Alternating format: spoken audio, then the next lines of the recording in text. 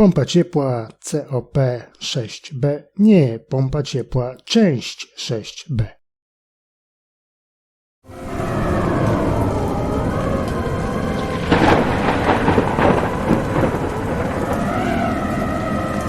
Ojojoj, leje, idzie chłodna noc, a pompa nadal rozbabrana. Tato, zimno! Włącz pompę, bo zamarzniemy!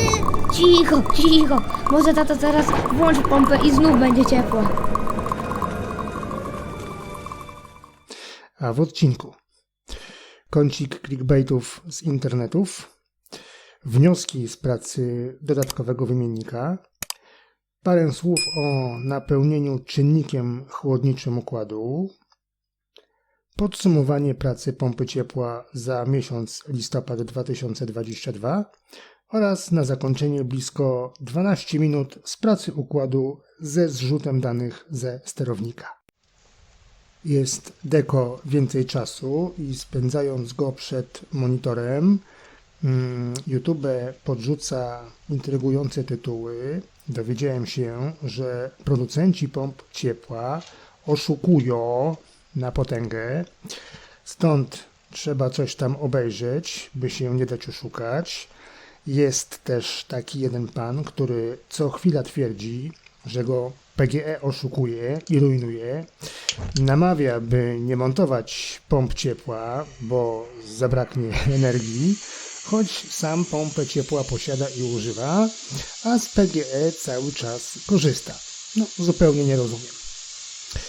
Wreszcie jest pewien pan, właściciel dużej grupy na Facebooku o pompach ciepła, który do obliczeń COP w swojej pompie przyjął sobie przepływ.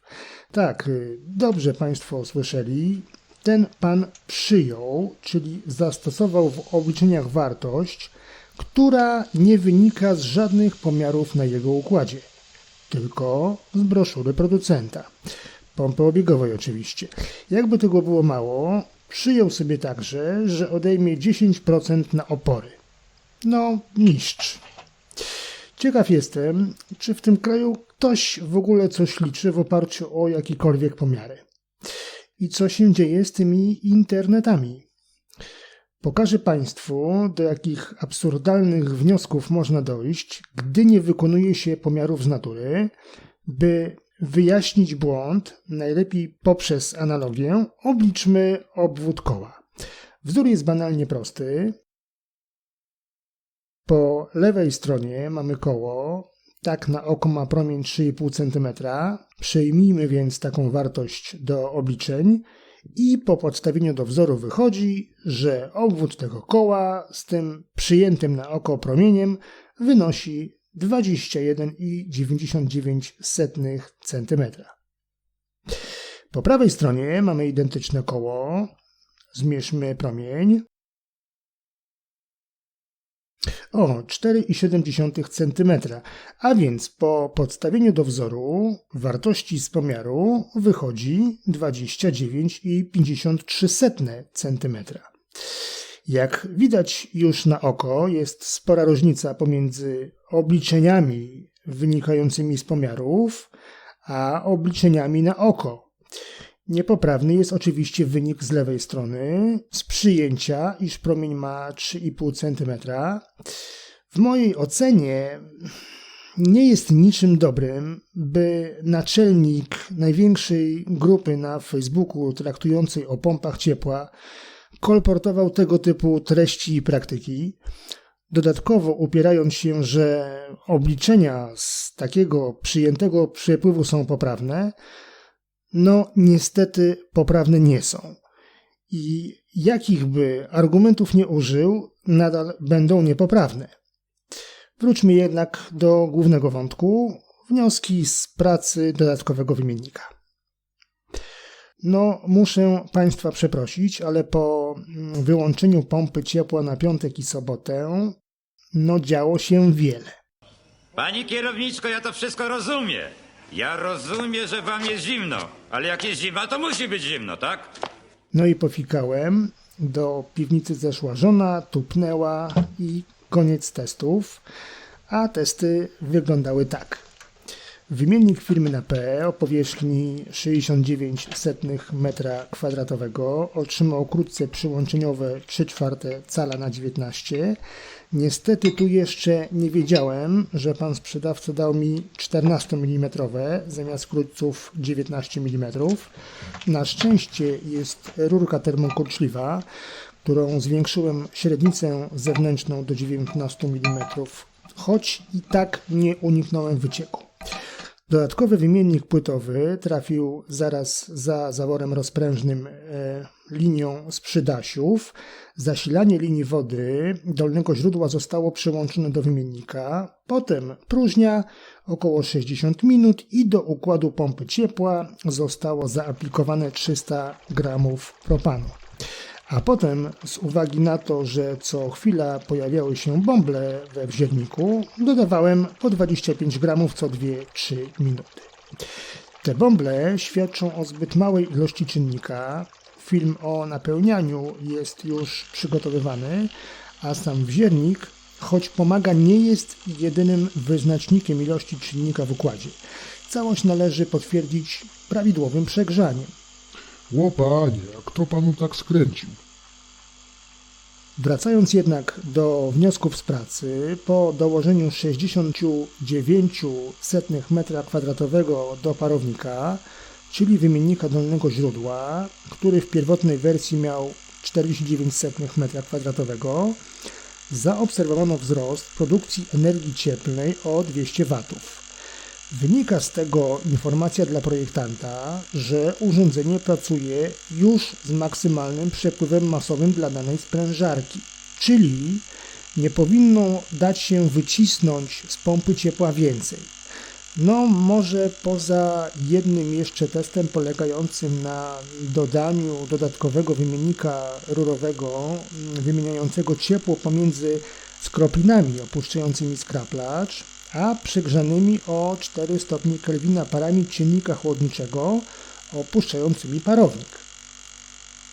Wyglądałoby to tak. Przecinamy linię cieczową przed zaworem EV i strumień ciepłej jeszcze cieczy kierujemy na dodatkowy wymiennik przed sprężarką i to będzie w części 6C, gdzie czynnik oddaje ciepło do przegrzanych par. Zauważyłem, że mniej szaleją temperatury za parownikiem. Delta temperatur przed i za parownikiem jest znacznie stabilniejsza, stąd sterownik EEV ma mniej do roboty. Ale dokładanie dodatkowej powierzchni wymiany ponad tę opisaną w części traktującej o wymienniku rurowym, powiedzmy, nie jest zasadna ekonomicznie. Można oczywiście pokusić się o powiększenie o 25% powierzchni wymiany właśnie w celu spokojniejszej pracy sterownika, ale nie należy z tym przesadzać, bo jak widać druzgocących efektów nie ma. Stąd podana wartość przeliczeniowa dla wymiennika dolnego źródła jest prawidłowa. Podsumowanie miesiąca listopada 2022 roku. Produkcja energii cieplnej wyglądała w sposób następujący. Wartość z końca miesiąca to 9201 kWh. Wartość z 5 listopada to 8138 kWh. Produkcja energii cieplnej wynosiła 1063 kWh. Pompa w listopadzie pracowała w drugiej taryfie przez 10 godzin dziennie i to starczało. Urządzenie przepracowało łącznie w listopadzie prawie 240 godzin, czyli można przyjąć do obliczeń 24 dni. 1063 kW na 24 dni to jest 44,29 kWh na dobę, a więc średni COP wyniósł już z pompkami głębinowymi i obiegowymi 5,21:1. Niestety na koniec grudnia nastąpiła zmiana w harmonogramie, bo te 10 godzin przestało wystarczać. Kotłownia, słucham. Moje uszanowanie dla pani kierowniczki. Pani kierowniczka zaakceptowała nowy harmonogram. Teraz pompa pracuje w drugiej taryfie od 22 do 6 oraz od 13 do 15, ale również w taryfie pierwszej 2 godziny przed i 2 godziny po okienku dziennym. W sumie 16 godzin na dobę. Koszt ogrzewania za listopad 2022 wyniósł 91 zł 80 groszy. Niestety nowy harmonogram będzie kosztował deko więcej, bo dojdzie pierwsza taryfa i w taryfie pierwszej mamy 86 zł 70 groszy, a w taryfie drugiej jest to 114 zł i 75 groszy, czyli 201 zł i 45 groszy za miesiąc, o ile nie trzeba będzie rozszerzać okienka dla taryfy pierwszej.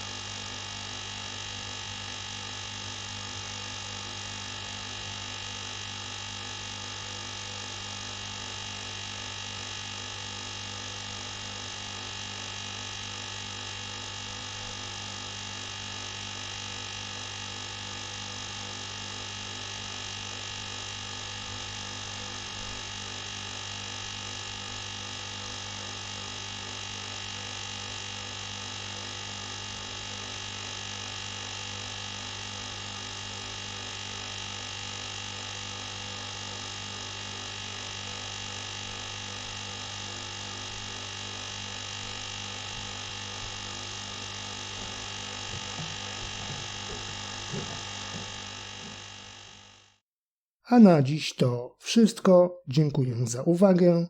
Pozdrawiam serdecznie i do następnego odcinka.